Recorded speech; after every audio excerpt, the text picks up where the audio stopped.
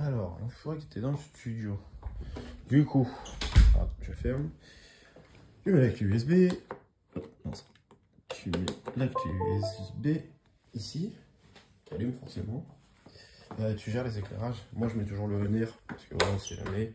Tu gères les différents éclairages. Et par contre, pour celui qui est au-dessus de l'auteur, celui-ci là, c'est le bouton tout en haut. En fonction de la personne, comment elle est habillée, la couleur de cheveux, etc., je dois jauger. En gros, si tu restes appuyé, tu peux jouer sur l'intensité en fait de l'éclairage. Donc ça, tu le verras le jour J, enfin demain, comment faire. Ensuite, tu allumes tous ces éclairages-là. Donc, hop. Alors, c'est l'autre petit bouton, c'est vers la droite, sur le petit 1. Ça allume et en fait, tu peux jouer sur la couleur de l'éclairage. Voilà, tu peux déjà jouer sur l'intensité avec le bouton de droite.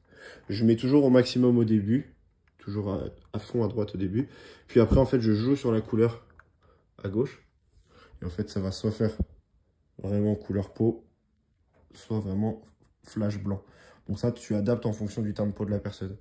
Ensuite, il y a juste les éclairages à brancher là et là. Puis, tu te retrouves sur le Rapid Mook. Donc, tu arriveras ici. Ça met toujours un peu de temps de charger au début. Enregistrer une vidéo. Tac, tac, tac. Faudra que là, tu vois, c'est déjà paramétré comme ça parce que je viens de le faire et j'ai pas éteint le Rapid Mook entre temps. Mais il faudra que tu ailles dans mode vidéo et que tu mettes bien caméra seule. Parce que tu verras, demain, il sera mis en mode fond vert. Et en mode fond vert, tu arriveras sur ça. Et en fait, ce qu'il faut faire, c'est que tu ailles dans mode vidéo ici, caméra seule. Hop. Comme ça, en fait, la personne elle est filmée uniquement sur fond vert. Ensuite, tu vas chercher le prompteur dans le petit espace ici, prompteur. Et en fait, tu vas dans charger. Là, tu choisis D, c'est le numéro de la clé USB. Tu vas dans Annie Lafranchi, comme je l'ai écrit, même si c'est pas son vrai nom. Là, tu choisis le module que tu veux faire en premier. Donc, toi, tu m'as dit que c'était le 2 que tu voulais faire. Et en fait, tu as tous les PPT, plus le pitch. Si tu veux afficher le pitch, tu cliques sur pitch, sélectionner. Là, tu vérifies juste que c'est bien, que ça a bien changé. Hop, tu fais retour, enregistrer.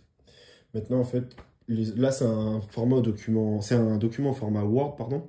Les autres, en fait, ça sera un peu différent parce que c'est des formats PPT.